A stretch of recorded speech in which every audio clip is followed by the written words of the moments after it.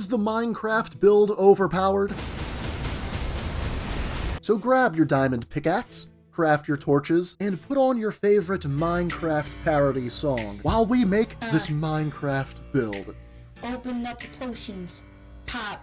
Start with the Vagabond class and the Golden Sneed starting gift, and make your way to Torrent immediately. After that, be sure to head back to the Church of Ella for the Lone Wolf Spirit Ashes. If you're having trouble with a fight or want to see some early game boss get bullied to death, be sure to call upon your canine friends. Next is the hardest part of the challenge, actually getting the pickaxe. The pickaxe has a pitiful 2% drop rate, and will likely take a little bit of grinding to obtain. The best place to do this is the Limgrave Tunnels in the northwest corner of Lake Aguil. Make sure you utilize the Site of Grace or the Stake of Marika in the tunnels to respawn all the enemies in the area, all while upgrading your strength to 22 so you can wield the pick in one hand. Wild Strikes is a heavy Ash of War we can grab rather quickly, being right outside the tunnel to Stormvale Castle. With pick in hand, we can now head to Sellen to grab the Sorcery Scholar's armament. This lets us upgrade our iron pick to diamond, giving it magical damage relative to the scaling of our staff.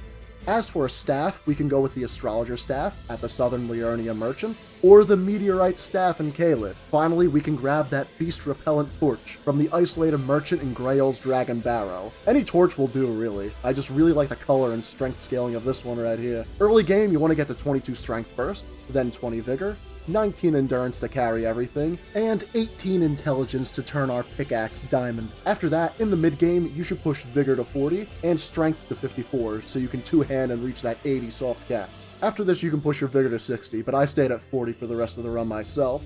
Otherwise, increase your intelligence stat faster than I increased my student loan debt freshman year. For more sorcery scaling and magical damage on your pick, and eventually, to be able to use a better staff. For armor, I went with the Knight's Armor without the helm, and as for talismans, I used the Green Turtle Talisman since it gives you that better stamina regen. Next, I got the Spear Talisman for more counterattack damage, especially since our pick deals pierce damage, the Axe Talisman for more damage with those fully charged heavy attacks, and the Dragon Crest Great Shield for more physical damage negation. The day I was going to start this run, Great Hammers got a buff to their attribute scaling and attack recovery time, so this build came out even better than I planned initially. Mainly, what you want to focus on is finding big openings in your foe's attack patterns, and slamming down with a strike heavy enough to break obsidian. This cracks even the poise of the strongest enemies in the game. In the meantime, hit them with the standard and running light attacks. These pierce damage attacks do more damage to enemies while they're attacking, which is further aided by our use of the Spear Talisman.